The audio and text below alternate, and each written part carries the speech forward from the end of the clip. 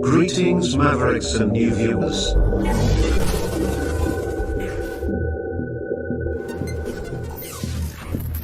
Tonight, direct and live from the Maverick News Network World Studios.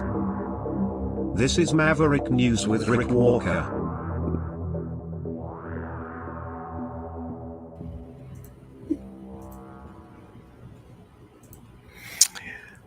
Welcome, Maverick family, to Friday night. We have lots to share with you tonight. I think it will be informative and entertaining because following tonight's broadcast, or as part of it, we will segue straight into our Maverick Midnight Matinee feature film. And tonight's movie will be Destination Moon, 1950, a George Powell production. One of my favorite movies, actually. One of my favorite retro movies. Certainly one of my favorite it was science fiction, certainly in 1950, because we had not been to the moon yet. Or have we been to the moon? Well, that whole controversy has resurfaced in the last week or so, with some people sending me links to clips and one video in particular that is refueling the controversy over the alleged moon landing hoax. We're going to dig into that tonight.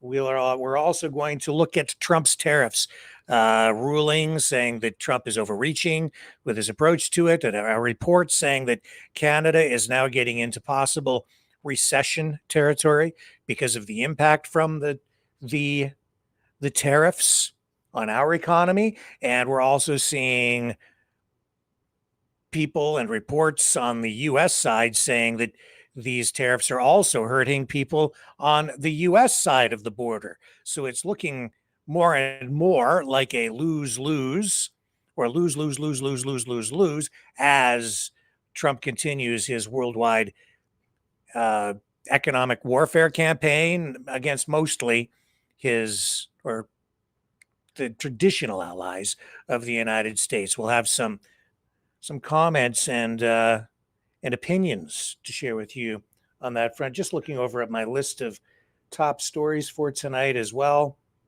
just to make sure I don't miss any of the big ones tonight. Oh yeah, the investigation into the Minnesota shooting that continues as well.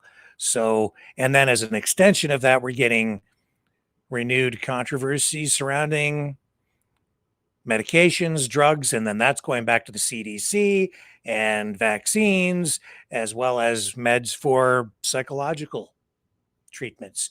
So there is just so much to share with you tonight. You're not going to want to miss even a minute of it. So stay with me, and we'll be back right after this.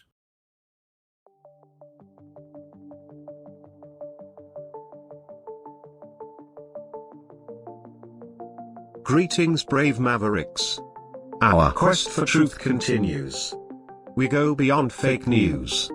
Together we expose propaganda. Together we pull others out of rabbit holes. We are Maverick thinkers.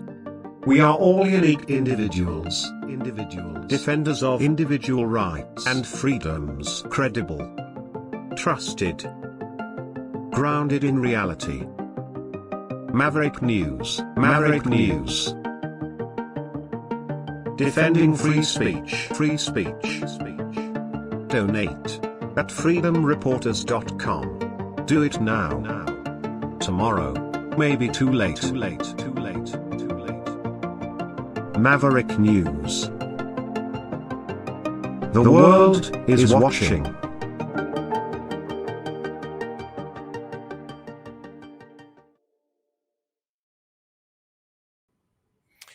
The investigation into the Minnesota shootings continues.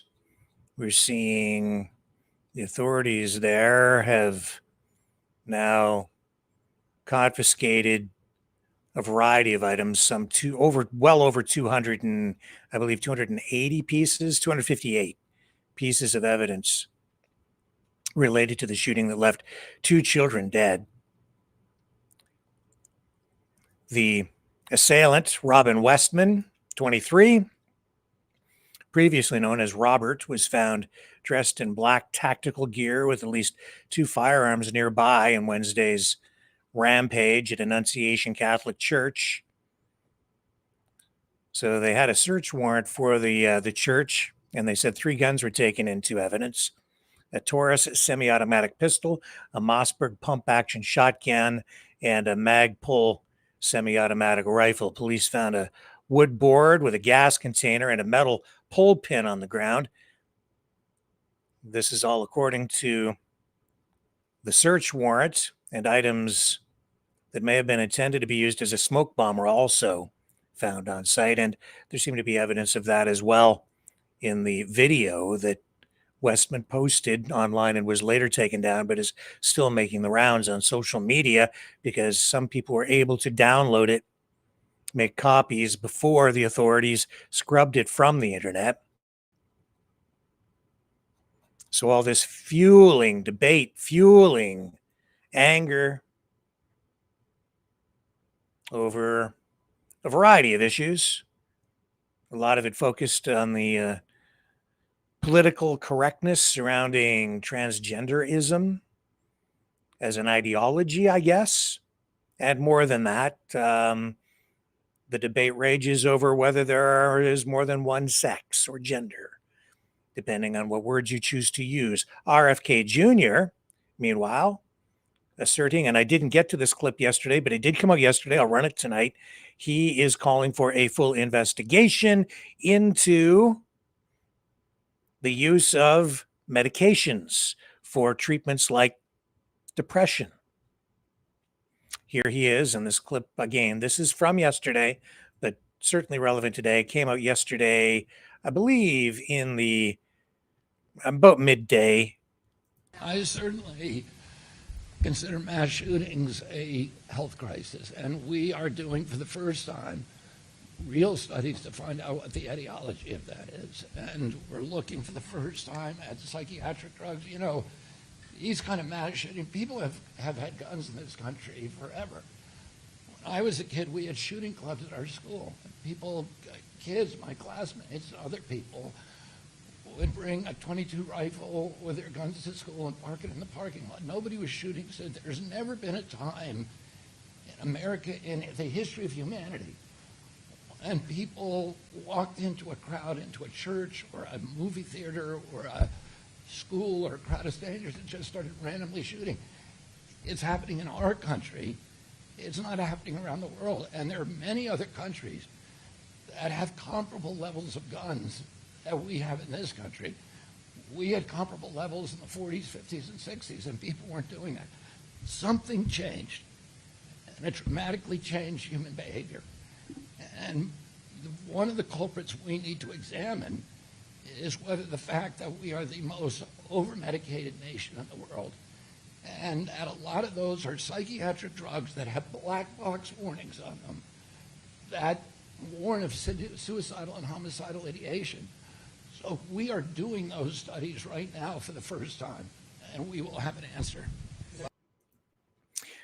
So that, of course, is just part of a larger story surrounding health and RFK Jr. and his role in the government and what's going on at the CDC. Here's an analysis piece from NBC tonight related to this that kind of encapsulates the issue, or issues, because a lot of it relates now to staffing at the CDC, the Center for Disease Control, because they fired Susan Monarez as head of the CDC.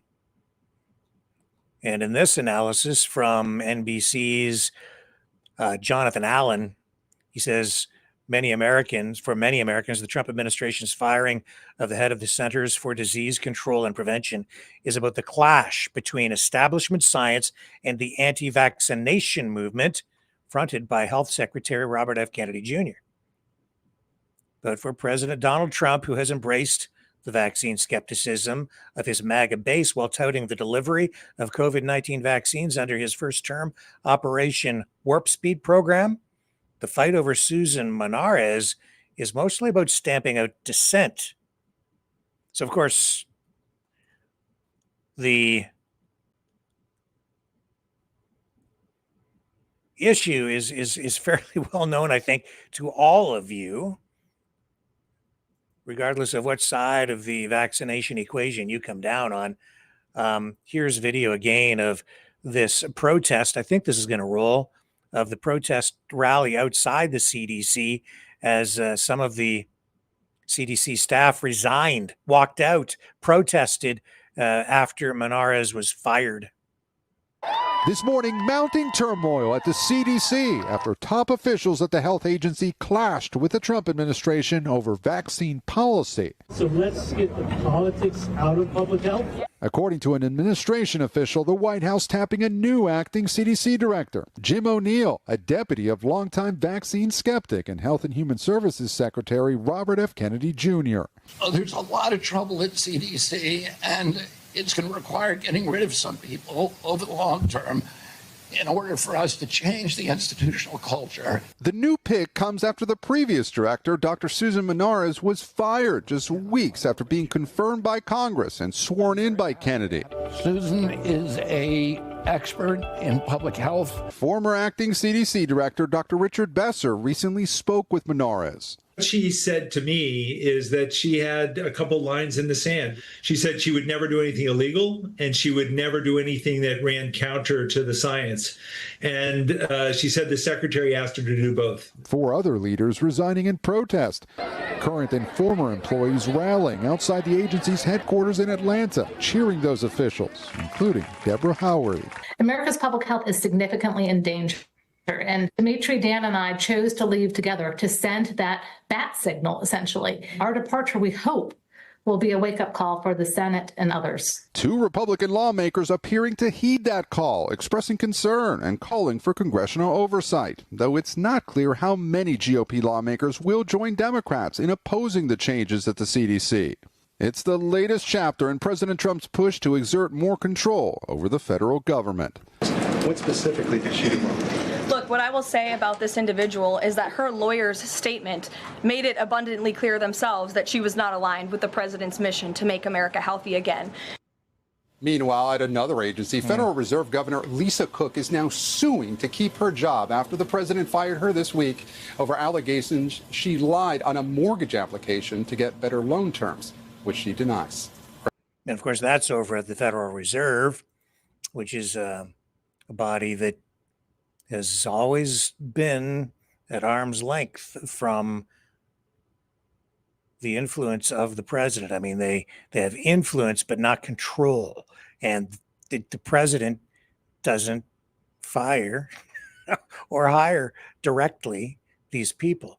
It's done in a different way with a board, so that it prevents corruption. But Trump wants control, and that's why he fired. That's why he fired the person over at the Fed. Let me bring this up because that case made its way into court today, I believe, for the first time. Yeah, here it is here. So, yeah, Lisa Cook. The case was spoken to in court today, but this is gonna evolve through the court system as she challenges what the Trump administration is trying to do here. So, wrapped up without a decision from the judge on whether to temporarily block Trump's attempt to fire Cook. Yeah, Cook's fight to prevent her removal from the Federal Reserve started this morning. 2 hours of oral arguments. The hearing between Cook's legal team and Trump administration ended without the judge ruling on a temporary restraining order that could block her firing. Not clear what's going to happen next. I would expect we'll get into more of this next week Cook is the first Black woman to serve on the Fed's Board of Governors and is seeking an immediate and emergency temporary restraining order that would confirm her ability to continue in her role with the merits of her case while the case is being dealt with in court.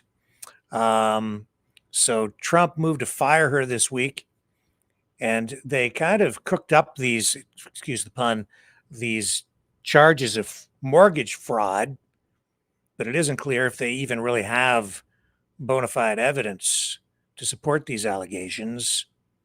And it is very serious because it's undermining confidence in America's financial system, the economy, and the government itself.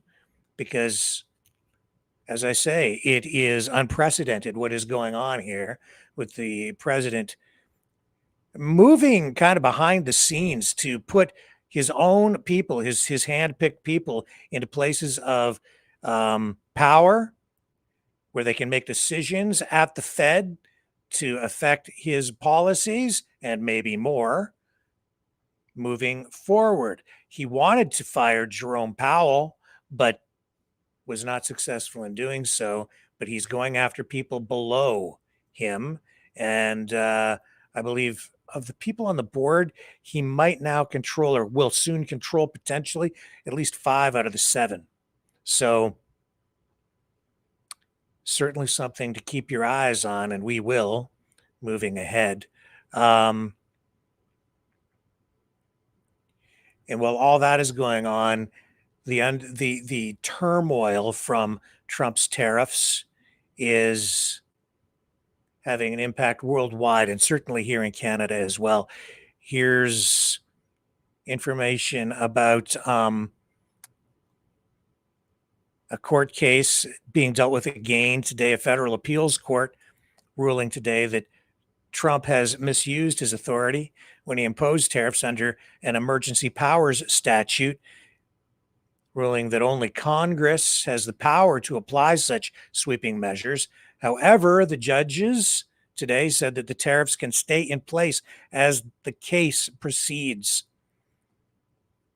So they said today in this ruling, quote, the core congressional power to impose taxes such as tariffs is vested exclusively in the legislative branch by the Constitution. 7 judges signed this ruling today with the U.S. Court of Appeals for the Federal Circuit. And it goes on, it says tariffs are a core congressional power, specifically focusing on that. The ruling affects 2 sets of tariffs that Trump has sought to impose. The first are the country by country or reciprocal tariffs, as they're being called, which now range in scope from 34% for China to about a 10% baseline for the rest of the world. And actually, I've been tuning in to some pretty credible economists who say that the baseline tariffs, the true level of tariffs on goods coming into the United States right now, the effective tariff rate is what it would be actually called, is about 18%. That is wickedly high.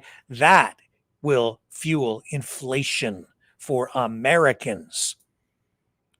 So the ruling does not affect other tariffs implemented under other laws, including the 50% steel and aluminum tariffs on all other worldwide trading partners. Canada, of course, affected by that as well. Those tariffs were implemented, excuse me, under various sections of the Trade Act of 1974 and the Trade Expansion Act of 1962. So Trump went on Truth Social, of course, to do what he does best, and that is to post or tweet. Well, it used to be tweet. He still does some of that, I guess, but now he's mostly on Truth Social, highlighted over there that the tariffs would remain in effect while claiming a highly partisan appeals court incorrectly said that our tariffs should be removed. Now, as I say, this is sending shockwaves around the world still. The impact on Canada certainly being felt. Seeing today that the company that manufactures or produces Crown Royal in Canada has announced that it will be shutting down one of its facilities here in Ontario and moving production to the United States starting in, I think it's December or January. I did see that. Now they're going to keep some of their operations here in Canada. The production facility in question, I believe, is in Amherstburg, Ontario, which is sort of an extension of the greater Windsor, Essex area, just near the Windsor-Detroit border. And we are seeing tonight as well that these tariffs, according to some economists and the latest statistics coming out in Canada, indicate that Canada is getting into recession territory. Here's in fact here, I'll just play this clip, give you a sense of what's being said online. Better picture today of just how our economy is faring given the impact of tariffs. Statistics Canada will release gross domestic product data for June and for the second quarter as a whole later today. Early estimates has the growth rate flatlined at 0, bracing for the impact of tariffs and businesses and consumer uncertainty. The first quarter did show a 2.2% increase. This was as companies tried to get ahead of the looming tariff deadline. Yeah, the looming tariff deadline, and that is because a lot of companies were stockpiling goods that they would need as inputs for their production, or stockpiling goods that they would then put into putting them in warehouses so that they can then sell them later in order to avoid tariffs. So stocking up before the price goes up because of the tariffs. But of course, now we're just beginning to see that those stockpiles are beginning to diminish, wear out. They're gone. And Canada has experienced a slower growth. The GDP is down. It declined 1.6% and was down 0.4% from the last quarter, which was higher because exporters rushed to get their product out before U.S. tariffs kicked in. So it was kind of a roller coaster there. It looked like a bit of an increase because everyone was trying to get out in front. And now you're seeing a more sharp decline because everybody is buying less. Also, I've seen stats on the U.S. side that indicate total GDP just in the last, 6 months since Trump came in, total GDP has been cut, or total GDP cut by about half on the U.S. side, which means productivity is down. And this is because of the impact of the tariffs. So the United States is producing less. Now, those job numbers as well on the U.S. side have not been looking good. They went into negative territory there as well. Trump didn't like it, so he just fired the person who is in charge of releasing those stats. That's why I've also seen some economists becoming very worried because they're now into a zone where they're questioning the validity or the accuracy of government statistics when they come out, which is further fueling uncertainty, instability within the economy. Because if you're going to invest, you need certainty, you need stability. Companies now very wary about everything going on. Now, Canada is not alone in dealing with this. The whole world is dealing with it. The United States is dealing with it. Mike Pence highlighting this as well. And this is why I've said for a while, and this is, somebody held my feet to the fire the other night during our call-in session saying, why couldn't you see what Trump was in the first time he was elected? Why weren't you criticizing him more? Well, because the first time around, things were different. I cited reductions in government bureaucracy, government red tape. He said for every new rule, one had to be eliminated. Remember that? And that's what he was doing. He was reducing government intervention in the economy. He was becoming more hands-off. He was reducing taxes. both of those things fuel growth. They help consumers. They help the average American. And it also helps businesses expand because you have less government regulation. For every new regulation, what was it? I think it wasn't just one had to be eliminated. I think it was 4. He said 4 had to be cut for every new regulation that they brought in. Don't quote me on that. I might be off on the number.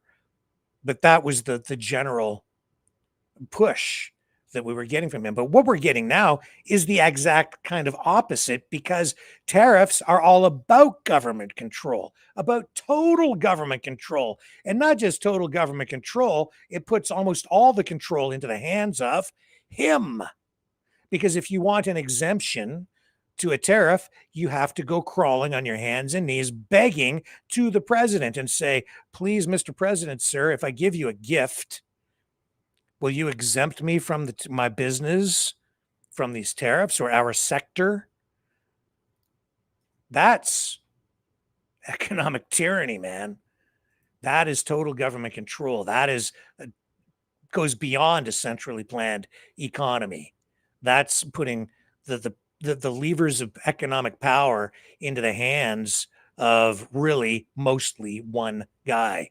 And as Trump continues to move forward and assert his authority, his power, and maneuver politically to purge his political opponents, stamp out dissent from within what he would characterize as the deep state, but it's really all government departments, all government institutions.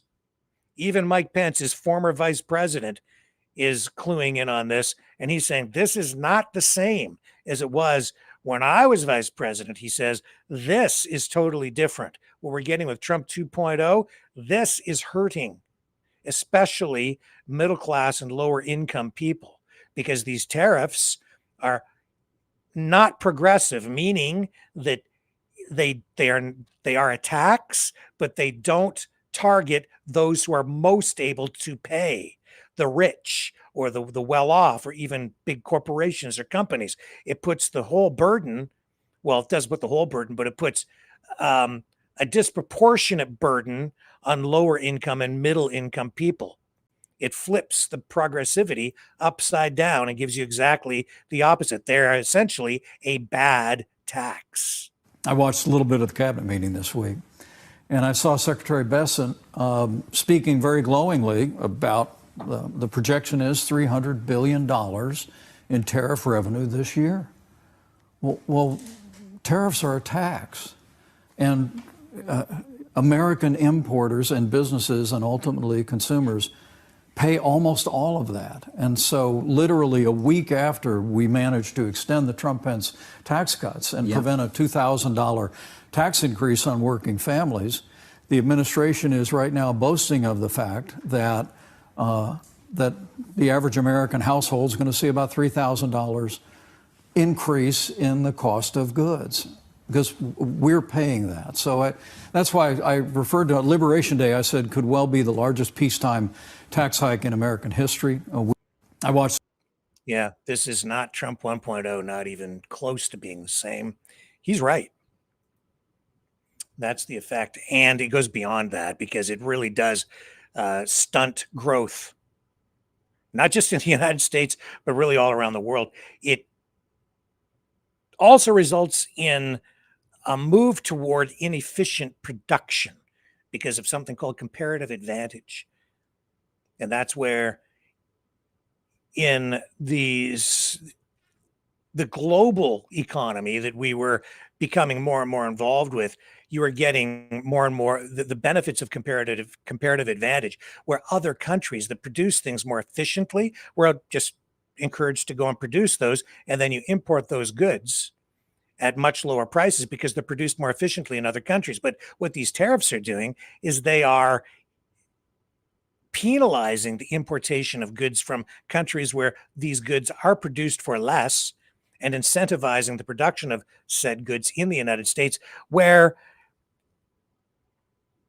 it may create jobs on the one hand, but they're not the most efficient jobs because it's taking those jobs, taking that labor and those inputs, those productive inputs, and applying them to sectors or to activities that are not the most efficient. And those people and those processes, those manufacturers, they could be focused on producing other things that they would be better at doing, and therefore getting more productivity and lower prices overall. And you could be exporting those goods to those other countries. So it may appear on the surface as though you're making a gain, but the opportunity costs are so high and hidden that you just don't know, and it's actually stifling reaching your full potential economically as a nation. Stay with me. There's lots more to unpack on the other side.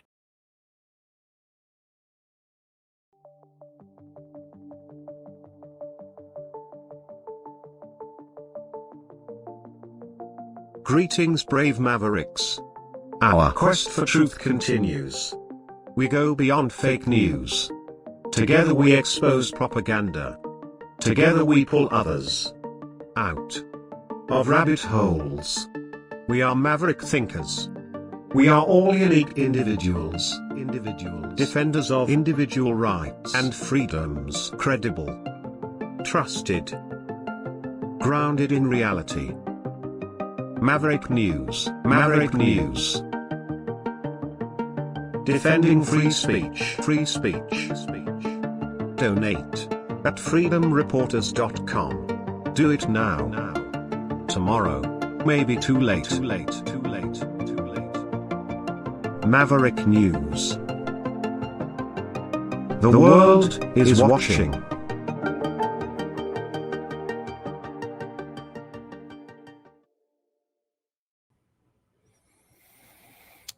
Yeah, so Caroline Leavitt in this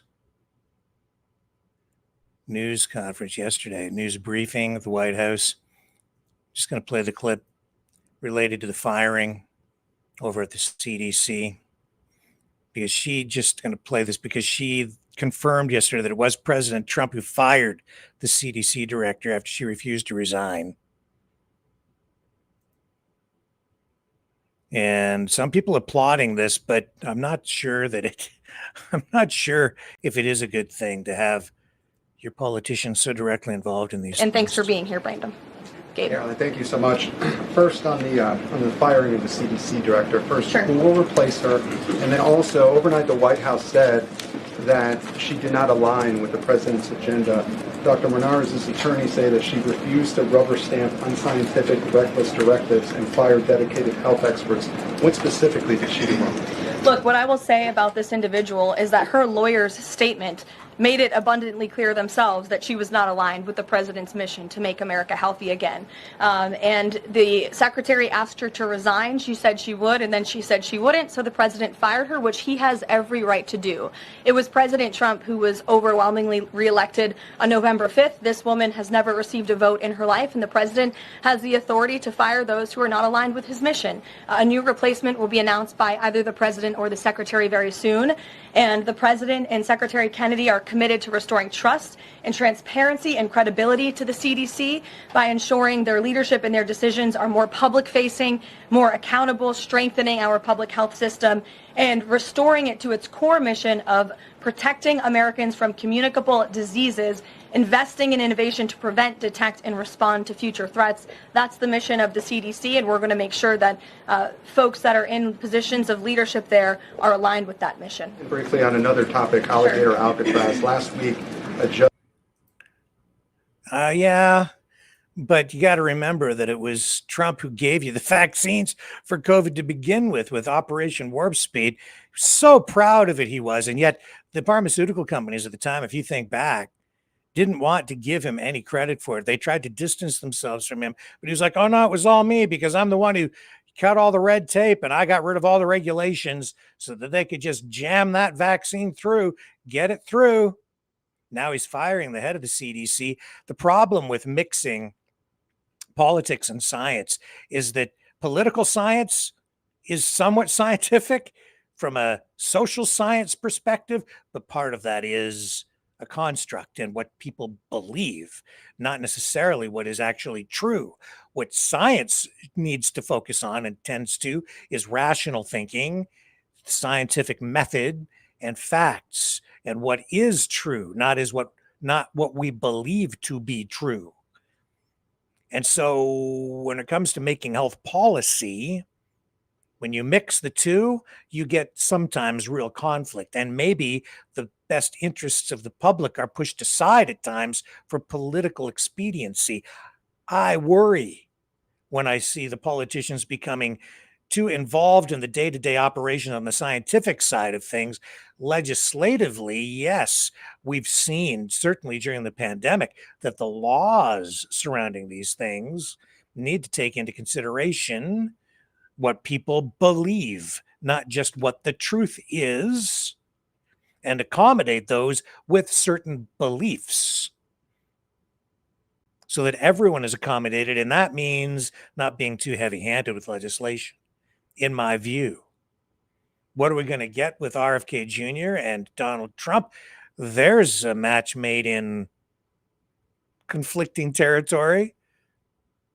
One guy's sort of an anti-vaxxer, and the other guy claims to be, at least some people believe he is, because they're involved in some sort of a voodoo mind trick where they've just forgotten that it was Trump who's the father of the vaccines, the COVID vaccines. He's the guy who gave them to us. And he didn't do anything to stop the lockdowns. He didn't do anything to stop the mandates. He just said, oh, no, it's all up to the states. And yet now we see when he's in office and in power the second time around, he didn't have any trouble signing executive orders early on, rolling back some of these things, which honestly, at this point, have become less intrusive in people's lives and are not as consequential. So I guess it's like kind of like too little, too late, but maybe just for optics and for politics, and politics certainly being, certainly playing out here at the CDC and at the Fed.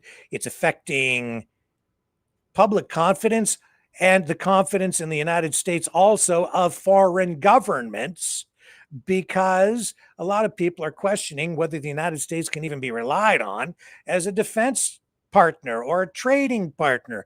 Jake Sullivan, former national security advisor to Joe Biden, appearing on the podcast, The Bulwark, in the last day, took note of that.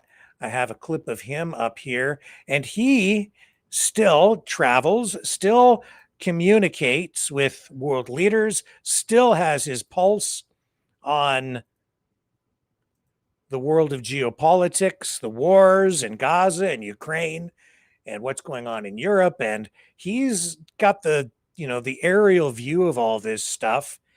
And while you may not agree with him on the politics, you can't deny that he certainly has a bird's eye view on what other countries are thinking, what other world leaders are thinking. And he details that in this clip from his recent interview over on the Bulwark. I assume you got buddies around the world from all your travels now. Like, what are our allies, people that are still involved in foreign policy and national security in Europe and elsewhere? Like, what do you hear from them right now? I'll tell you something that's pretty depressing, actually. Okay. Over the last 4 years, we spent a huge amount of time aligning with our European allies and our Asian allies on a collective strategy to de-risk from China, reduce our exposure on supply chains, reduce China's ability to dump products that, kill our jobs and our workers, that kind of thing. When I go to these places now, or I talk to leaders there, what they're talking about is de-risking from the United States. Yeah. They now see the U.S. as the big disruptor, the country that can't be counted on. And you see this show up in opinion polling now, public opinion polling globally. China has moved ahead of the United States in popularity in a whole lot of countries. And that was not the case 1 year ago, where countries now are basically, saying the U.S. brand is in the toilet. And China's looking like, actually, in a bizarre way, a more responsible player. So that's one of the big things that I hear from my friends who continue to work in these governments in Europe, in Asia.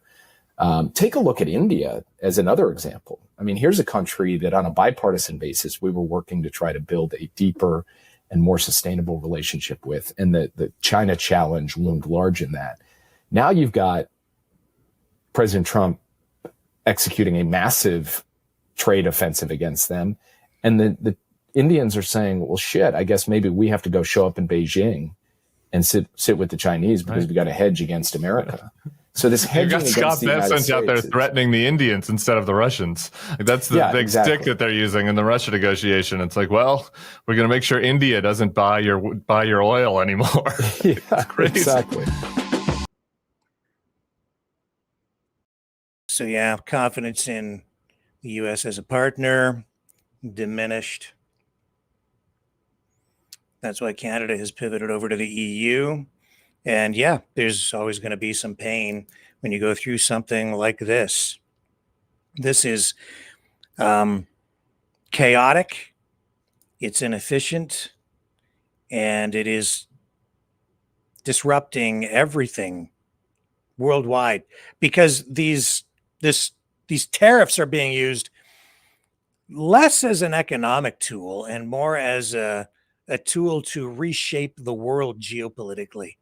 And that is, if you look at it through that lens, the strategy begins to make more sense because he's using them to punish countries that are not falling into line with him ideologically, essentially, and to really go to war against liberalism worldwide, characterized or described really by people around him and by the president himself as communists.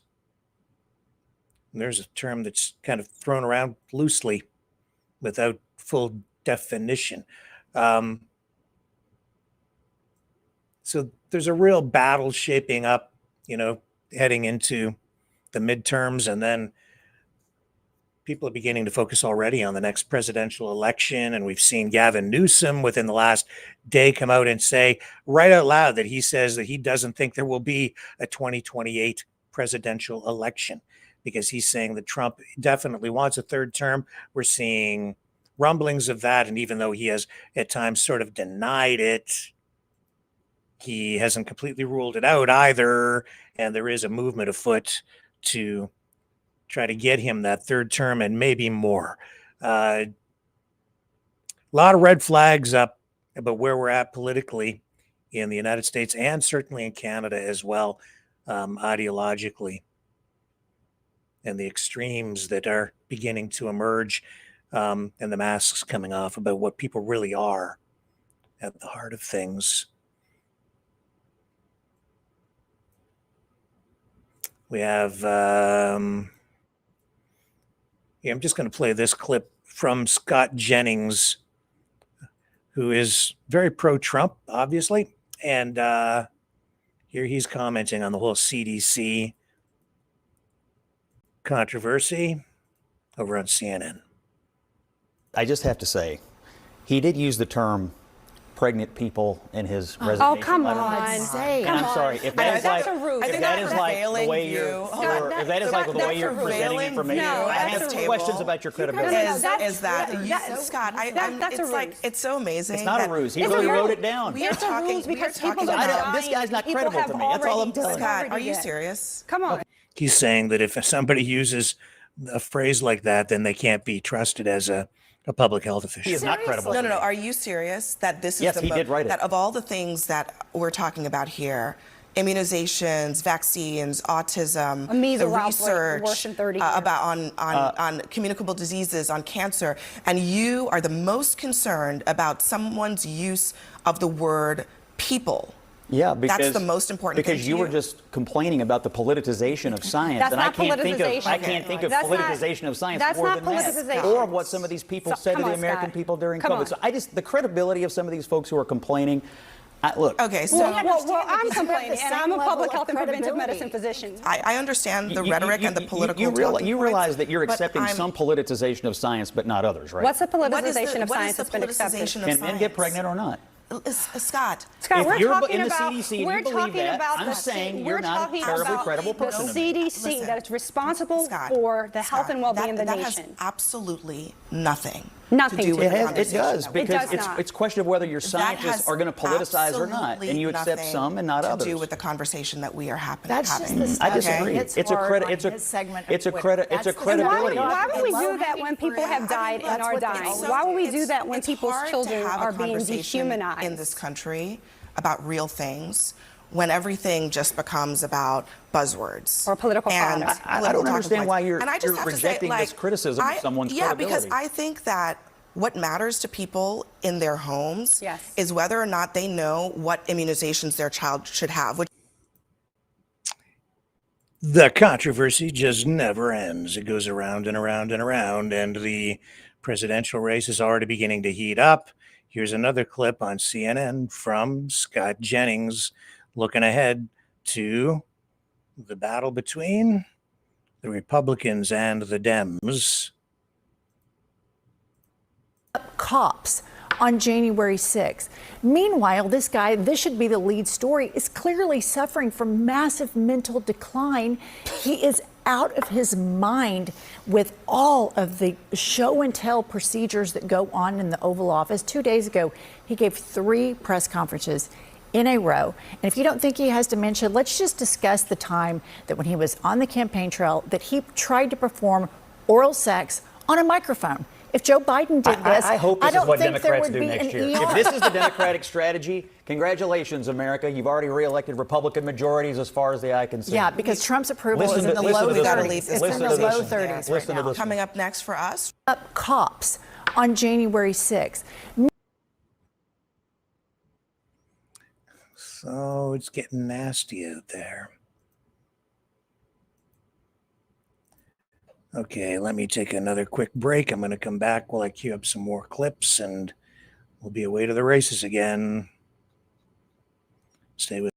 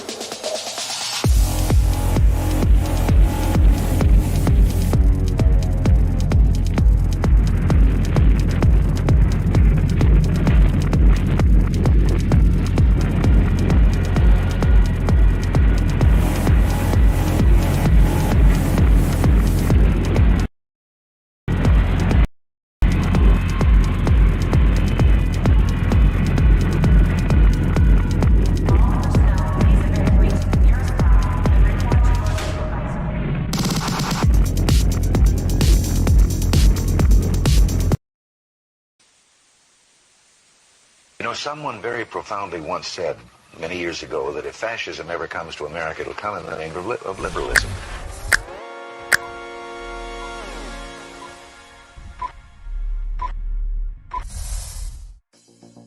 Well, I think it's time we ask ourselves if we still know the freedoms that were intended for us by the Founding Fathers. If we lose freedom here, there's no place to escape to. This is the last stand on earth. The entire world is watching. Every dictator, every crazy dictator in the world is watching.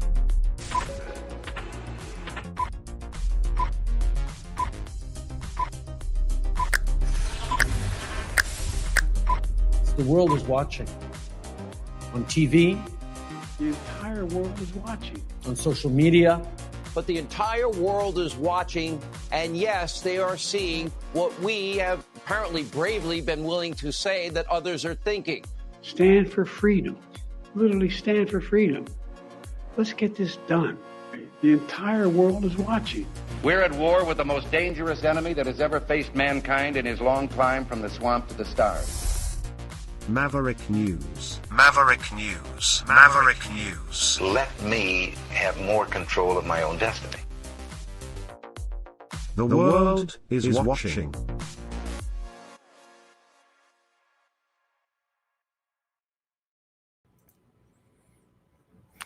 Danielle Smith out in Alberta announcing today a new Alberta wallet. It's an app you can download, and it's sort of an app that it takes all of your government cards for all your government programs, puts it all into a digital app that will allow Albertans to carry their government-issued documents on their phones. Now, the first document available to add to that app is the province's new mobile health card. Now, Smith, knowing full well that a lot of her base will be very wary of downloading any government app of any kind onto a device, is, to her credit, giving people choice. But today's news conference regarding this highlighted, for me anyway, the fact that there is a lot of skepticism, distrust in public institutions. And so even as this conservative premier tries to digitize government programs to bring in more efficiency, a lot of people who are conservative, who are skeptical of these things, don't trust her either. So this is what the app is all about. Government's goal is to use advances in technology to make life simpler, easier, and more convenient for Albertans. And I'm happy to say we are doing that with a new app. It's called the Alberta Wallet, and it's designed to let you carry and manage government-issued documents on your mobile devices. And if you choose to use the wallet to interact with government services, you can call up personal information on the spot. And with it, we're going to be able to address the ongoing embarrassment of the flimsy paper Alberta healthcare cards. The new mobile health card is the first of its kind in Canada, and it functions exactly like the existing paper one does. It has the same information, and you can show it or scan it at hospitals and clinics as proof of health insurance coverage in Alberta. Parents can add their kids' cards to their own wallets, and spouses and partners can do the same for each other. It's a solid start, but there are two things I want to emphasize about the Alberta Wallet and the mobile health card. One is trust. And a tool like this depends on the trust of its users. Our top priority is protecting Albertans' privacy and personal information. The wallet and mobile health card are designed with strong encryption and security features. You are always in control of your information. Only you can access it, and only you can decide where and when to share it. There's no tracking involved either. Government can never see when or where or how you use the wallet or what is in it.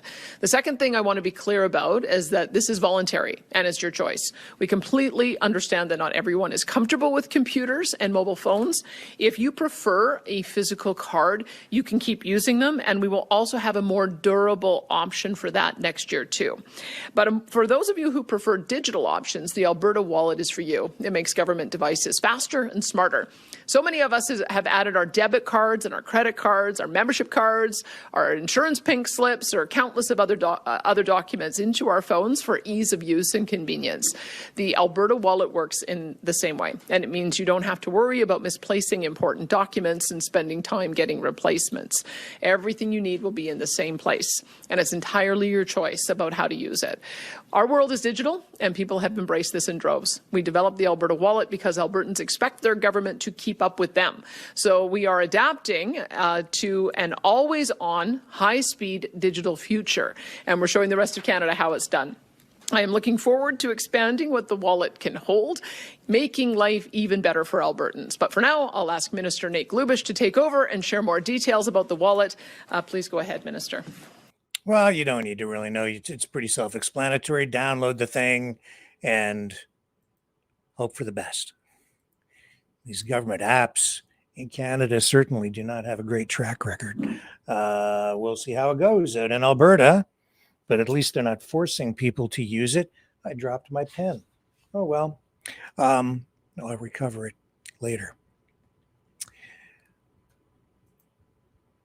Now, wildfires, I think 9 in New Brunswick still burning, 1 out of control there. Nova Scotia still battling the wildfires out there. We've been highlighting that over the last couple of nights. So you've got a pretty good handle on what's happening in that regard. Let me just check over here before we move on to the other half of our broadcast tonight. Yeah, so again, that appeals court in the U.S. ruling that most of Trump's tariffs are not even legal. And that's what, legal within the United States legal system. Zellers is back. If you're a Canadian, a Canuckistanian, you'll know what I'm talking about. For our U.S. viewers and listeners, Zellers was and is again a department store chain, a discount chain.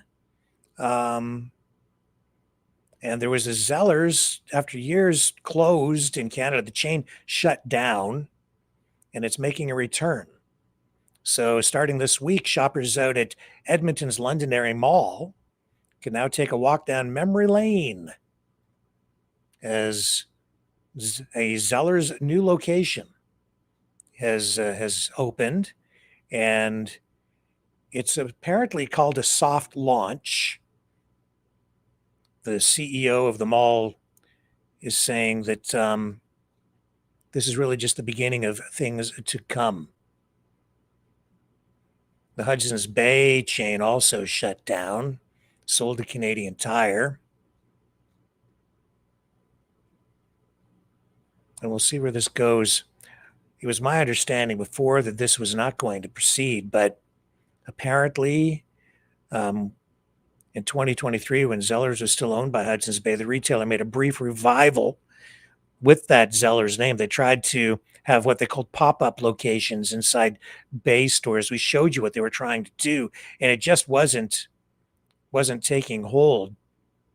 But they're still trying to resurrect the brand. So keep an eye open for that. We'll see if that evolves. If they're able to do anything more beyond that Edmonton location. Okay, I need another small break here. We're going to come back. We're going to start getting into this new controversy surrounding the moon landing controversy. Did we go? Didn't we go? There's the new allegations that Elon Musk has inadvertently proven that we didn't go to the moon.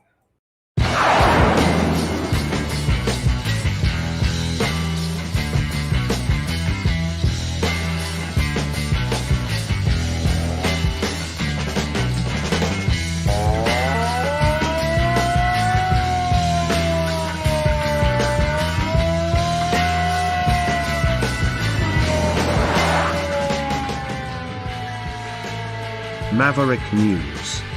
Fighting for freedom. So the big controversy over the past week has also been focused in Canada on this incident in Lindsay, Ontario, where there was a home invasion or a home robbery. And the court documents show that the guy invading the home was armed with like a crossbow, apparently.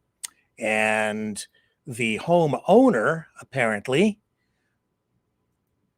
defended his home and his family, but may have done so with a knife. The alleged intruder had to be taken to hospital, and a hospital some distance away, maybe even out of town, as I recall, because the injuries apparently were so severe.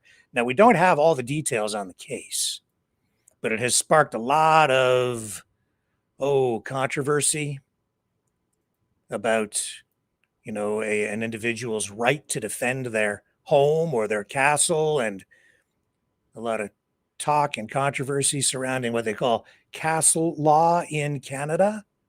Let me see if I can find you the clip of Polyev today referring to this. I think I've misplaced it here. But he was asked today by Ezra Levant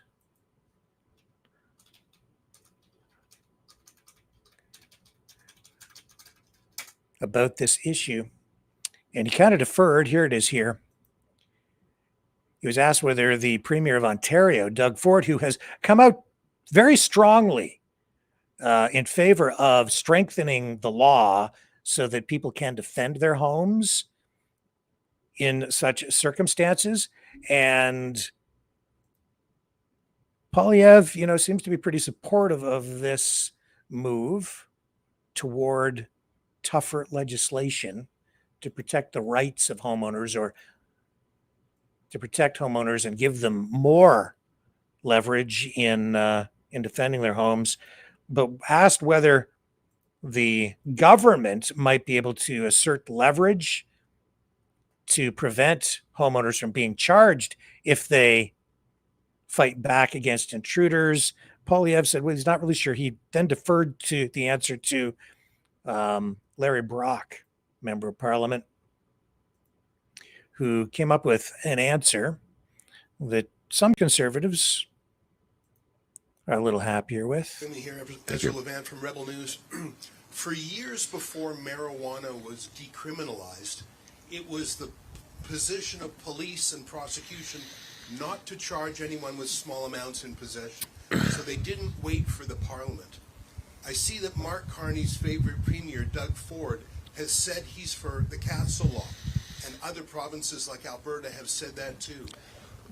Will you call on Doug Ford not to wait for Carney to reconvene Parliament, but rather to issue a statement that there will be no more prosecutions of homeowners who defend their homes just as a matter of policy? Because right now his prosecutors are going after Jeremy McDonald, whose home was invaded in Lindsay, Ontario. And those are provincial prosecutors who are doing that? Well, I think that's a great idea. I don't know the legal powers that a premier has to direct the prosecution service, so I would not comment on it. But I would hope prosecutors would stop going after law-abiding people who are defending their property. We need prosecutors to go after criminals. Now, as for their ability to do that, I've never been a Crown prosecutor, so I don't know. We have a Crown prosecutor here, Larry Brock, so maybe he can jump in on this. Thank you, Leader. Although Crown prosecutors in every province, particularly in Ontario, maintain independence, as long as they can justify that independence, they are still directed policy-wise by the Attorney General. In this case, the Attorney General of Ontario being Doug Downey. To answer your question, Mr. Levant, Mr. Downey has that ability to perhaps direct Crowns in light of what we are doing at a federal level to reflect upon the change in legislation we hope is about to come. Okay. So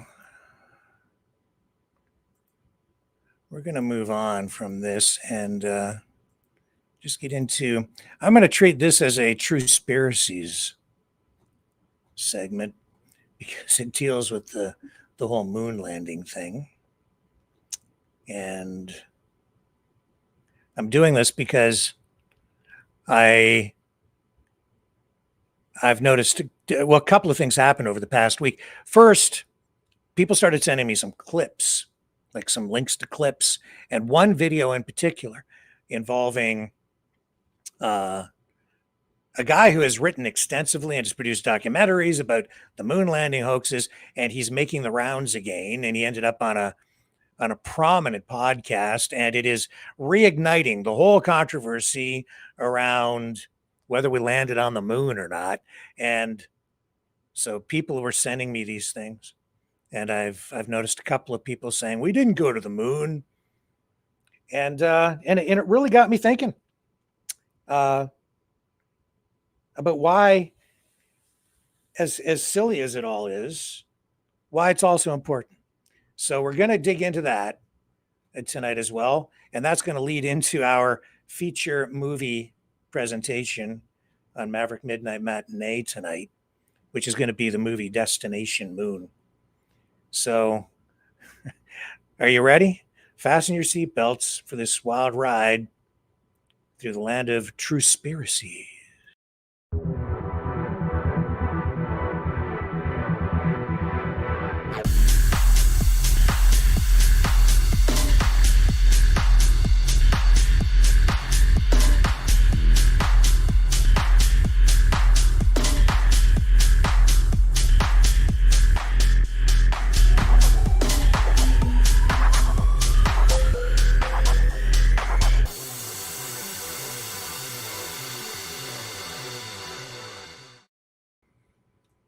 We're back. So the thing that started this all was this podcast or YouTube channel. The channel is called Danny Jones Clips. I think that's the main channel anyway. And there was a guest appearance by Bart Winfield Sibrel. He was born back in the 60s. He has a career, professional life in the entertainment industry. And then he started to get into producing television and documentaries. He's worked for ABC, NBC, CBS, CNN, a long list. But then he got into producing material on the moon and space exploration. And then he got into the moon landing hoax business. And he produced A Funny Thing Happened on the Way to the Moon back in 2001. And it was a breakthrough 47-minute video that narrated dramatically. And it sold via his website, moonmovie.com. And it alleges that Apollo 11 footage shows astronauts faking a view from space while in low Earth orbit. And the film mixes NASA clips with ominous Cold War imagery. It has been criticized as a pseudo documentary, fake documentary, for its sensationalism and lack of rigorous evidence. And he also produced something called Astronauts Gone Wild. I don't know, are they topless in that? Into the authenticity of the moon landings. An investigation, rather, into the authenticity of the moon landings. That was 3 years later in 2004. And then he's also written a series of books, Moon Man, the true story of a filmmaker on the CIA hit list. Of course, the CIA wants him dead. The Green Earth Hoax, which was a children's book so that you can get into the brains of humans early, and Aliens from Planet X, their origin and future appearance. So he's had confrontations with astronauts, and there have been a number of public incidents, and now he's back in the limelight again. And I've got the video queued up, and I watched this, and man, my brain wanted to explode listening to this. It sounds very credible if you don't know anything about how space travel works. And I'll preface this, you see, because when I was a kid, I was fascinated with space, largely because the space race was on when I was very young and was growing up in the early 1970s, late 60s, right? And of course, went to the moon in 69. I remember watching the rockets launch on television when I was a kid in black and white, in all its black and white glory at the time. And man, it was inspirational. That's why you got television shows like Star Trek. That's why they had fins on cars in the 50s, because it was the atomic age and we were pushing toward exploration of space. And we were inspired by the words of John F. Kennedy, who said that we choose to go to the moon not because it is easy, but because it is hard. And the nation was proud and inspired and forward-looking. And it was a source of national pride. And I remember as a kid, I had these books that were given to me as a gift by my aunt. And it was a whole series of books by Peterson Publications. And I immersed myself in these things. And it just had all the pictures and all the information about the space program, Gemini and the Apollo program. And that's the kind of stuff I wish kids had more of today. I wish kids could find more inspiration and pride even in the SpaceX programs and the stuff that's going on at NASA right now, because it is incredible what is going on. But now you've got this guy back in the spotlight, basically crapping all over it, telling people that it didn't happen. And he's saying that Elon Musk has inadvertently admitted or proven that it never happened because the technology couldn't have existed. And he's saying it's because the rockets can't carry enough fuel, couldn't have carried enough fuel to get to the moon. He would need 9 fuel stops to get to the moon. Correct. First, he said it's a historical and technological anomaly, meaning out of place according to a logical progression of technology. Mm-hmm. And then he said with a taller rocket than the Saturn V, he's going to take at least minimum 8 fuel trips to go to the moon. And Can you find out where he said that, Steve? Well, yeah, and then we're actually going to show a NASA scientist saying it may take even more than that. Okay. So first of all, let's listen to this clip. So basically, Kelly Smith misspoke, got in trouble. He said the technology to go through the radiation has not been invented yet. We must solve these challenges before we send people through this region of space. They claim they looped around the equator through the belts. They're trying to make up for it now. So there it is right there. Go to the headline. What does the headline say? Yeah. Elon Musk says it could take 8 Starship launches to fuel up a single moon trip. And this is with a rocket that's slightly taller than the Saturn V. He's going to say it's going to take 8 of them. If you want to zoom in, Steve, real quick. I also want to read the first part of this.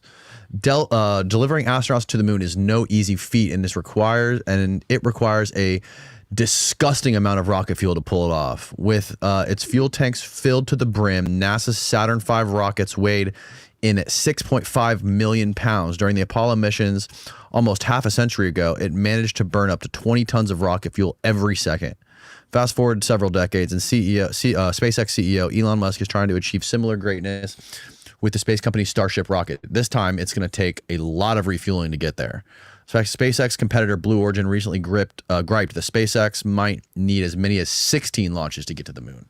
Holy crap. Right. So Von Braun, and this is in my book, Moon Man, at my website, he said originally to go to the moon and one rocket is impossible. We're going to show a clip of that in just a second. And the minimum you could do would be 3 rockets, each weighing 800,000 tons, being taller than the Empire State Building. The Saturn V only weighed 2,500 tons instead of 800,000 tons times 3. So that's a difference of 32,000% times 3. Take a look at this clip. Just like Kelly Smith misspoke and accidentally told the truth, the technology to go to the moon through the radiation belts has not been invented yet. Here's an astronaut saying the best we can do with 50 years better technology is orbit the Earth, and we hope to go to the moon eventually. We'll take a listen. Right now, we only can fly in Earth orbit. That's the farthest that we can go. And this new system that we're building is going to allow us to go beyond and hopefully take humans into the solar system to explore. So the moon, Mars, asteroids, there's a lot of destinations that we could go to, and we're building these building block components in order to allow us to do that eventually. Yeah, he just said they hope to go to the moon eventually. Now take a look at this clip from Von Braun himself saying the largest... Yeah, they're going to go back to the moon eventually. But he's making it sound like the guy is admitting that they never went to the moon. He's taking it out of context. It's also, this is the dumbest video I think I've ever seen regarding the moon landing hoax.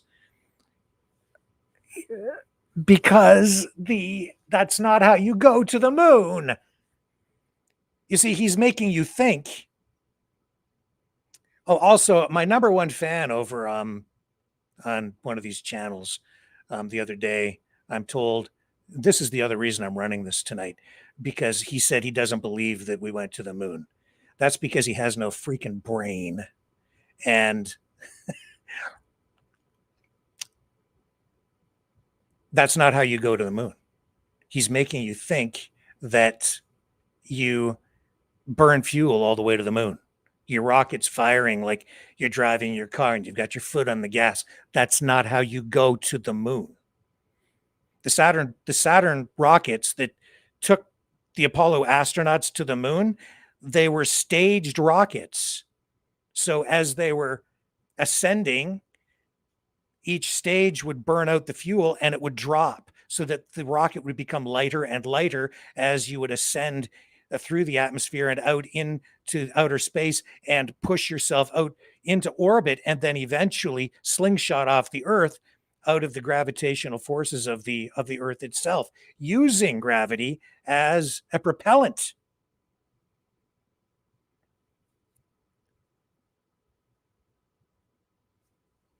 That's how they got to the moon. That's how they got into orbit. That's what they did. It was a staged rocket, each stage dropping off. As each stage burned up, you drop that so you become freer, there's less weight that you have to propel, and away you go again. And you ignite the second stage and the third stage. And when you're going to the moon, as you're traveling, you're actually not using your rockets. It's all about accelerating, slingshotting off the Earth after you go into orbit, and then you slingshot off and you're using gravity. You use your initial propulsion and then you use gravity to literally pull you toward the moon. And because there's no air in space, there's no friction, and you can achieve incredible speeds. Using the initial propulsion, using occasional retro rockets in order to guide the craft through outer space as you're using the gravitational pull of the object you're heading toward to pull you in. So first toward the moon, once you escape the gravitational forces which are dominant of the Earth, toward the moon, and then the moon actually pulls you toward it. And when you're done and you slingshot off the moon and you come back the other way, you're using the gravitational pull of the Earth to pull you back the same way that you went. So you don't have your foot on the gas the entire time. That's why we're going to run Destination Moon tonight, because there's actually a Woody Woodpecker cartoon in the center, well, near the beginning of that film, that explains exactly what I'm talking about. This is stupid. And Elon Musk has not said that it's impossible to go to the moon. Elon Musk says that people who think that we didn't go to the moon are nut bars. He says they're nuts. Has said so even on Joe Rogan's program. Here's Musk talking about how rocket technology has become worse over time, not better, but that's because priorities changed. Tax dollars reallocated. NASA's budget was cut. The emphasis was placed not on going back to the moon or to other planets, but on launching satellites around the Earth. And make no mistake, the reason the focus changed is because of the military, because they've been weaponizing space and also improving communications and navigation for things like GPS. But a lot of it is about defense or military applications. And that's why the United States is so dominant right now. It's because they have so many satellites up in the air, in space. And that's largely about Elon Musk, a technocrat, by the way, which we will highlight more maybe next week when we get into this whole thing about technocracy. But here's Musk talking about the technology itself. He's not saying that humans can't go back to the moon. He's saying just the opposite. He's going back to the moon. But they've developed newer technology and some new techniques to get there. Not because the Apollo programs used disposable components. Musk has developed rockets that can be reused. When they come back in, we showed you this week, the rockets re-enter and they actually land and can be reused. That is not the way that the rockets worked when we went to the moon back in '69 initially, and subsequently again a number of times in the '70s. With SpaceX, what we're trying to do is achieve a huge advancement in rocket technology. If you look at rocket technology, it actually got worse over time. In 1969, we were able to go to the moon, and then with the space shuttle, we were only able to go to low Earth orbit. And then the space shuttle went away, and then we weren't able to go to orbit from the United States. See, like, that's a negative trend line. It's not like you can extrapolate that trend line into the future and it gets good. It's a trend line to zero. So if it's not going to come from the government, then it's got to come from a private company. With SpaceX... And it has sort of a private company, but SpaceX, while being a private company, has also received massive government subsidies and survives on what? Government contracts, military contracts.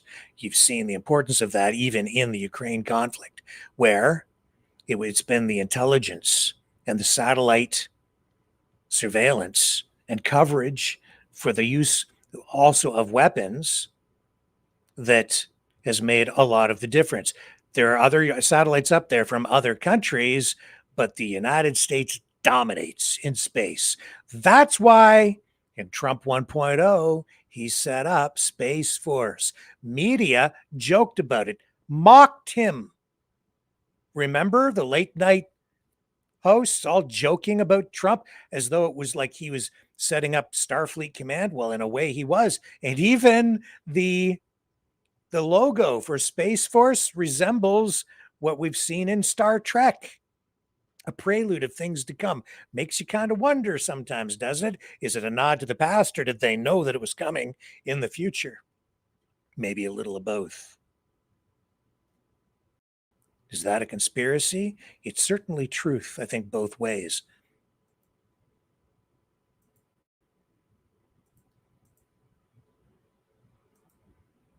So this guy, he's selling a lot of books, and he's made a lot of money, made a name for himself in the conspiracy theory area. But I find it, frankly, disheartening and a little bit gross the way that this stuff is used, because you have to understand as well that the reason some people, the reason they keep repeating this moon landing hoax narrative is because it undermines faith in our institutions. It makes you believe that you've been lied to. It rewrites history in a negative way. This is something I take exception to all the time, because as a conservative, I feel it is important. As a true conservative, I feel it's important to preserve our real history in all its glory and in all its shame, the good with the bad. And this is the good. This is something that ignited national pride, world pride. It was done for the world, not just for the United States. It was done for humankind, going to the moon. But because the United States led the way, some, including some foreign governments, would like to take that away from us. But we shouldn't let them. And people who buy into it have weak minds. I, as a journalist, try to keep an open mind about all of these things. And I certainly did, even when I really kind of saw that there was a rise in this rhetoric of moon landing hoax stuff. I was open to it. I watched a lot of it online, but I dug afterward. And I was like, wow, man, that looks pretty credible. A lot of these things that they're saying about landing on the moon. How could they photograph that? Look at the shadows there. How could that be? How did they make those radio systems work? How did they have enough fuel to get to the moon? How did they get through the Van Allen radiation belts? If you go and you look for the information, you can find the answers to all of these things, and these conspiracies can be and are debunked. I've just explained to you how they actually got to the moon, that they didn't put their foot on the gas the entire way. They didn't. Gravitational pull, that was the key to the whole thing. That's what will help again in the future. But Musk, with his technology and his rockets, will do it differently than they did in the past. Even re-entry, he's approaching that from a different perspective as well. We talked about that the other night. The heat shield that he's using is reusable. In the past, that hasn't really quite been the case. Even with the space shuttle, all those tiles that they put on the bottom of the space shuttle, they had to be inspected, many of them replaced after each re-entry, because they built up so much heat. Some would become damaged and some would even fall off during re-entry because there's so much friction in the atmosphere when the craft is re-entering at such a high rate of speed. And when the capsule re-entered, remember? Maybe you don't remember, maybe you're not as old as I am. When the capsule re-entered the atmosphere for splashdown, it had a heat shield on the bottom of it so that when it was coming through the atmosphere, it protected the astronauts inside. And then it would splash down, but it didn't go back up. They didn't reuse that capsule later. There was a one-time, one-shot deal, disposable, although recovered and in museums. Those components from the space program of the 1960s and 1970s, they're on display. And, it's not like we haven't been back to the moon. We most certainly have. Just not with human beings. Not since then. Not to say that we can't go again, but this guy is telling you, this conspiracy artist, that we can't get to the moon, that we don't have enough fuel to get there. Well, we obviously do, because the United States is not the only country that has been there. We've seen other countries get there.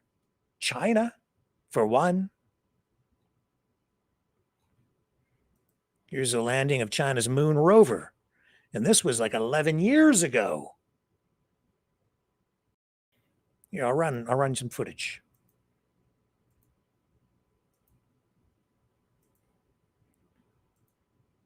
So we most certainly can get to the moon. And we're going again. This is the moment China's Jade Rabbit rover made its final approach to the moon.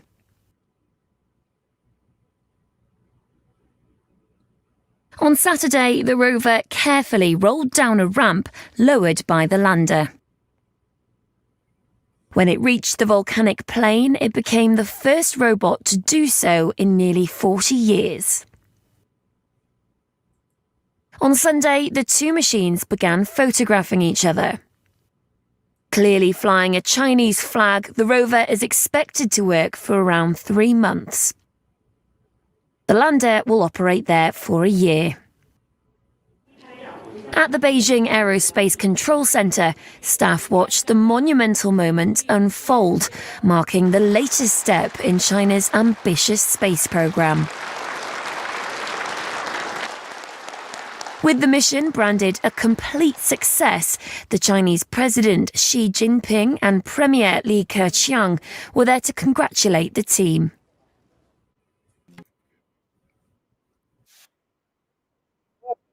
Up there, you can put people back up there too. And so you see these claims in that video that I began this whole segment with, this whole Truspiracies episode. It's obviously BS, because he's saying you can't get there from here. The technology isn't there. It wasn't there. It isn't there. It's going to take too much fuel. Nobody can get there yet. Well, we've been human beings. China, they've got, they had in 2013, they had that rover. 2019, they achieved the first ever soft landing on the far side of the moon with the U-2 rover. And then in 2020, they successfully collected and returned lunar samples to Earth, the first sample returned since the Apollo missions. That's China. The United States is getting behind, but they've been focused on satellite distribution and launches. India also in the space race. The U.S. with their Artemis program, they want to return humans to the moon. And in 2022, the Artemis mission involved orbiting the moon to test systems for future crewed missions. And there was the Lunar Reconnaissance Orbiter in 2009, and it continues to orbit and study the moon's surface. It's up there right now. Israel also attempted a landing but crashed in 2019 on the moon's surface, and Japan is also in the space race, the new space race. Nissan, one of the companies actually, and Hyundai as well, two automotive companies also getting into the aerospace industry. They've been producing prototypes and concept vehicles for lunar rovers themselves. And there have been other private companies aside from SpaceX that have also set their sights on going back to the moon. And they've tried to send landers to the moon, but I don't think the private companies thus far have been successful. They failed in their attempts, but government-led programs from various countries have been successful. So the whole thing is just bunk. And we should not let these negative people take this source of inspiration and pride away from us. Foreign governments, there is ample evidence to show actually that foreign information campaigns and warfare attacks have been focused over the years on fueling the moon landing hoax conspiracies because they want to undermine national pride in the United States and even in the West in general. And one of the biggest sources of pride has been the space program. That's the incentive. Moon landing denial fired an early anti-science conspiracy theory shot. This is in the journal Science. Or no, I'm sorry, Scientific American. This is an op-ed talking about how foreign governments actually latch on to this particular narrative in order to undermine national trust and rewrite Western history. Much like a lot of other people have tried to do over the years, a lot of liberals have engaged in that kind of activity, right? Rewriting your history. Shouldn't let them take this away from you. I'm not about to. As a kid, this was something that fueled dreams for me of a better tomorrow. And it did give us a better tomorrow. The space program gave us all kinds of new innovation, all kinds of new products, even consumer goods. I mean, where would we be without Tang? Do you remember Tang? Let me look up a Tang commercial.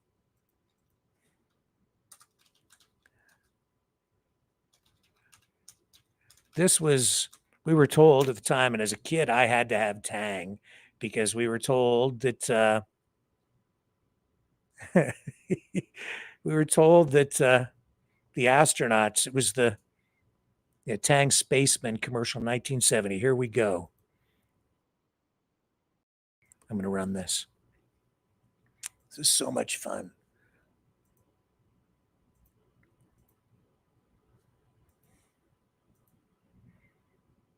I have to admit, for a while I was like, hey, maybe we didn't go to the moon. Maybe. I was looking at all the information that was circulating. This is going back now about, easily 10 years. And I was like, wow, the footage, maybe they just slowed it down when they were on the moon. But you really got to look at things. This is what I remember as a kid in 1970. This is a typical meal served to astronauts aboard Apollo space flights. Oatmeal, sausage, toast, applesauce, and in a special zero-gravity pouch, Tang, the energy breakfast drink.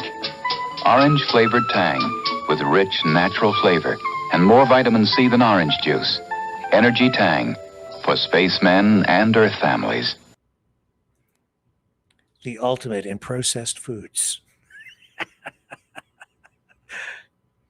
Oh, and when I look back on it, I mean, I don't think Tang probably is not very good for you. There's a lot of sugar and vitamin C in it, so there's vitamin C. But there's no substitute for real orange juice. Of course, when you're up in the capsule and you're on the moon, you probably want something that is processed and will stay fresh indefinitely with a best before date of like 1,000 years from now that never goes bad. You can't take real orange juice with you, man, because you just can't go to the supermarket and replenish. That's why, even though Musk wants to take us to Mars, I have to say, I don't want to go. I am skeptical about that whole project, the idea of populating Mars with humans, creating a civilization up there. I think it'd just be a whole lot easier to make things work down here. You go to Mars, it's a very hostile environment. You go there, that planet's going to want to kill you. Martians or no Martians, the planet itself, not really well suited for human habitation. What can I tell you? I'm going to stay here. Now, if Elon wants to hop on one of his SpaceX rockets and head off to Mars, well, he's welcome to do so, but I'm gonna stay put right here. Now, if I missed anything with regard to this tonight, the Tang thing, I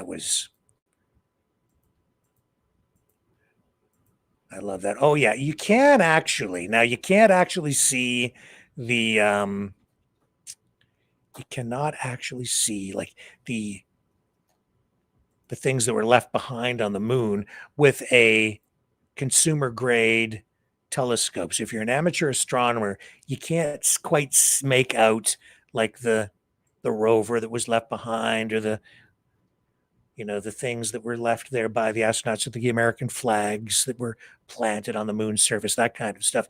But you can zoom in and see the areas where the Apollo astronauts did land.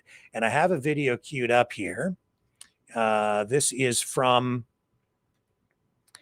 JW Astronomy. And in this brief video, he takes us on a little tour of where the Apollo astronauts set foot and took some giant leaps for mankind.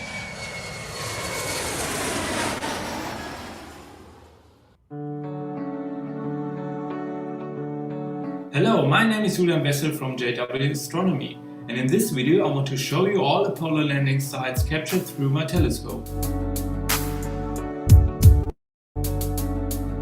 We begin with Apollo 11. The landing module, which was named the Eagle, landed on the smooth and safe terrain of the Sea of Tranquility.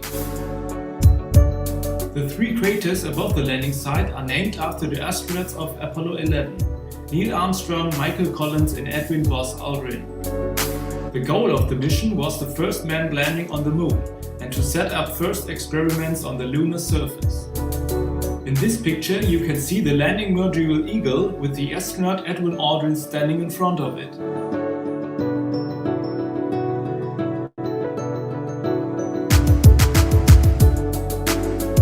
Apollo 12 landed in the Ocean of Storms, south of the big crater Copernicus. They tried to land within walking distance of the Surveyor 3 probe, which they successfully achieved. The crew members were Charles Conrad, Richard Gordon and Alan Bean. Here you can see the experiment module, which contains a seismometer, a magnetometer, and an instrument to detect solar winds.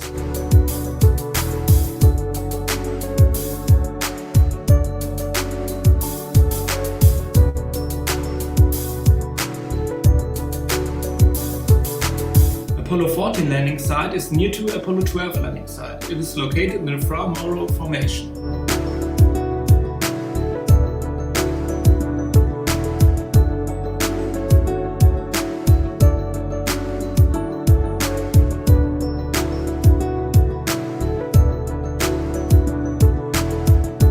Crew members were Stuart Rosa, Alan Shepard, and Edgar Mitchell. Mission goal was to set up numerous experiments and take probes from a nearby crater. On the last EVA, Shepard became the first and only golf player on the moon. He brought 2 golf balls and a 6-iron golf club head from Earth and made 2 swings. He reached a distance of 250 meters.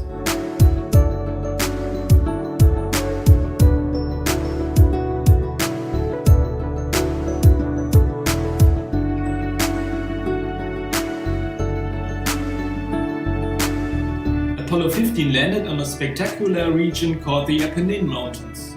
They touched down right next to Mons Hadley and the Hadley Rill.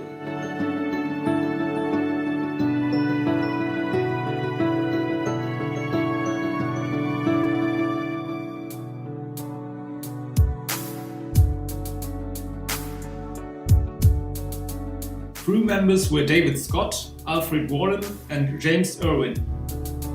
The mission goal was to discover the Hadley Rill and get probes of rocks near Mons Hadley. This was the first mission to use the lunar rover, greatly expanding the amount of ground the astronauts could cover. With the lunar rover, they covered a distance of 28 kilometers on the lunar surface.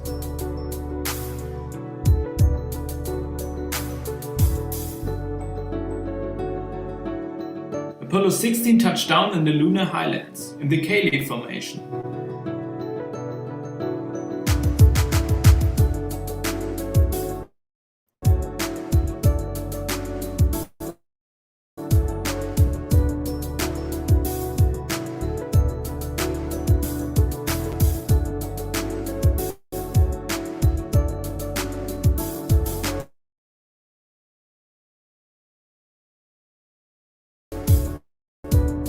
Crew members hope to find older rocks than previously found near the Yamam area. In the picture you can see how hilly the landing site was. In the background you can see the lunar rover.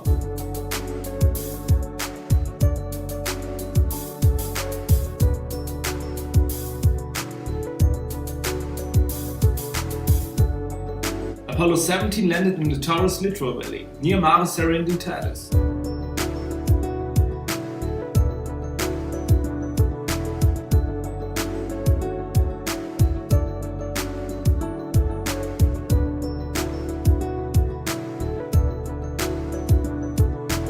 Crew members were Harrison Schmitt, Eugene Cernan, and Ronald Evans.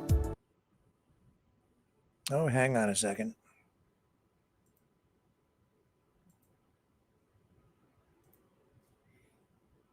We ended up in pause.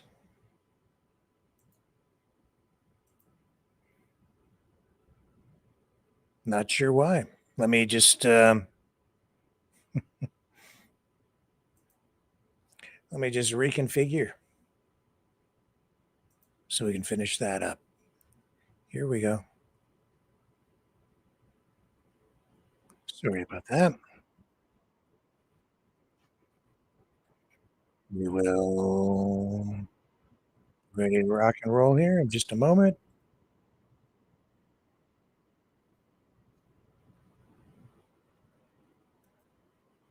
It won't cooperate. It's not going to cooperate. Okay, let me take a break. You got the gist there. We're going to come back, and in a moment we're going to begin our Maverick Midnight Matinee feature film, Destination Moon. Stay with me. I'll see you guys on the other side.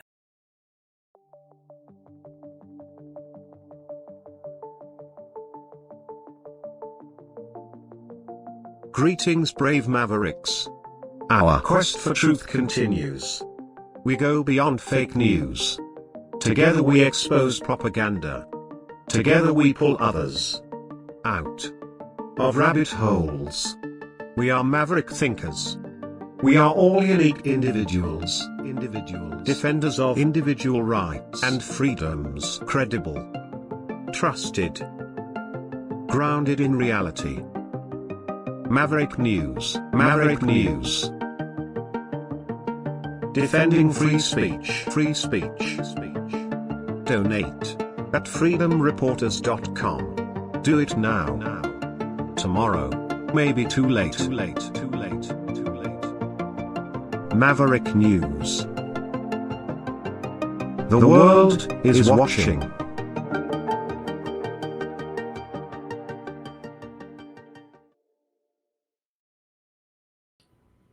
Yeah, there was also this, and I'll just highlight this as well before we move on.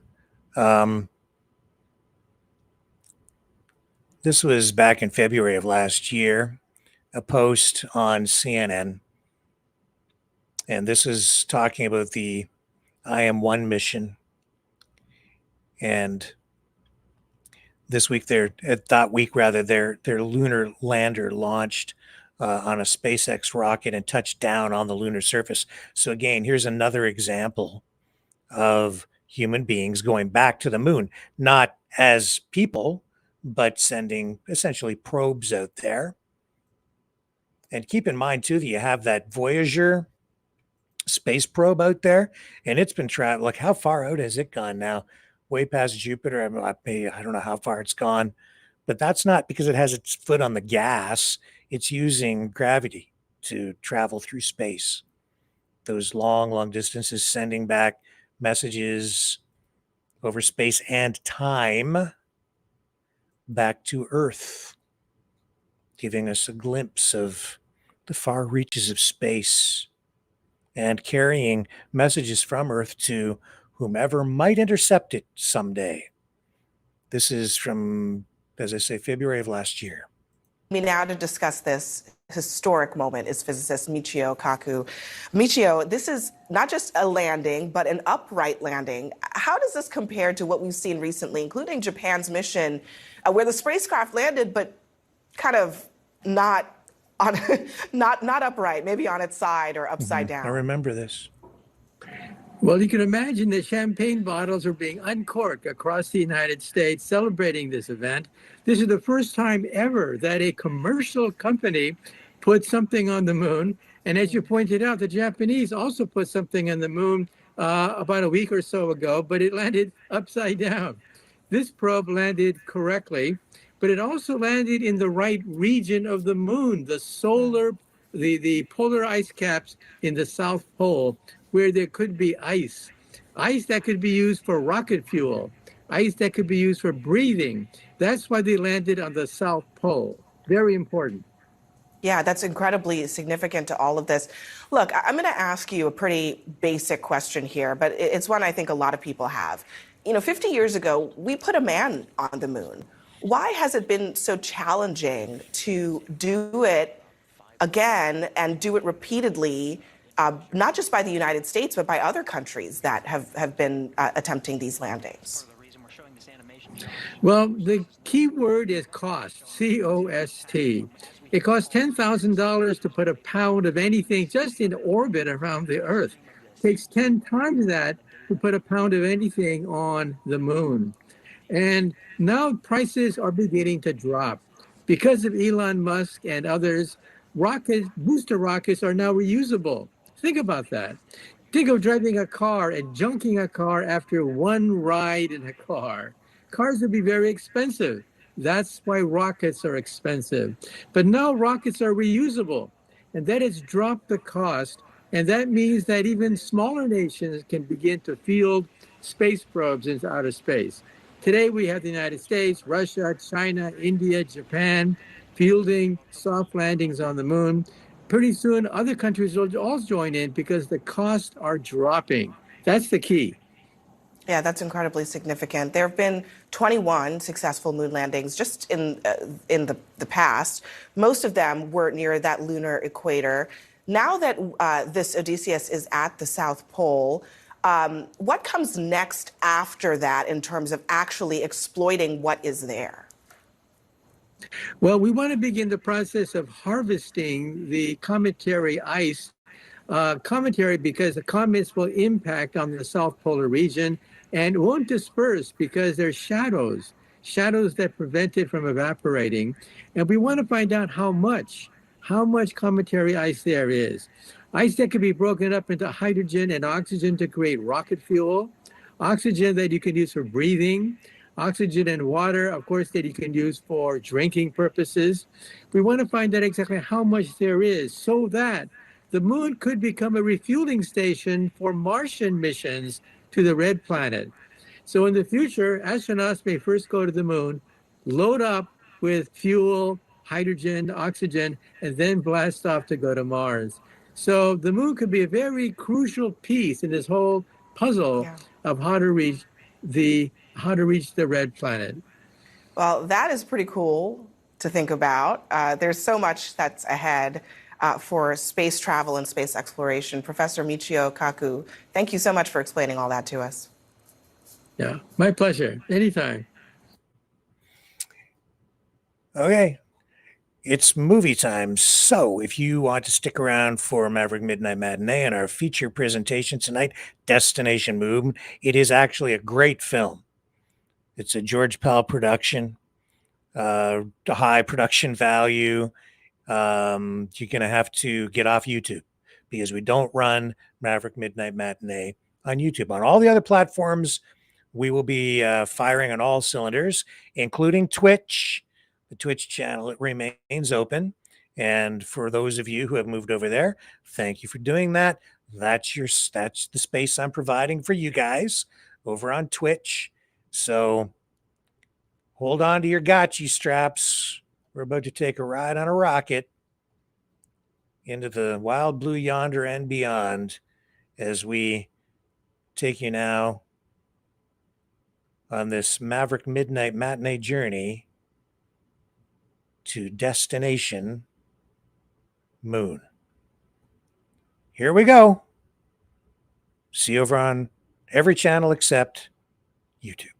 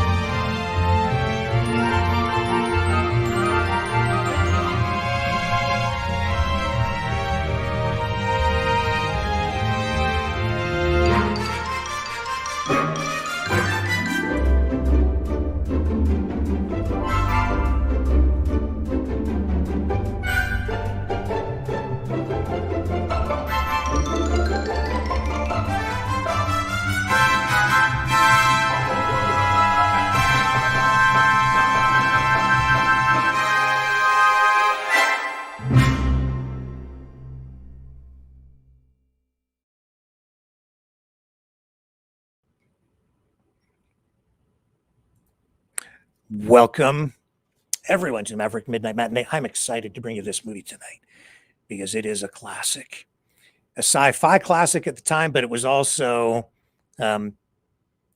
science fiction foreshadowing things really to come in a very scientific way.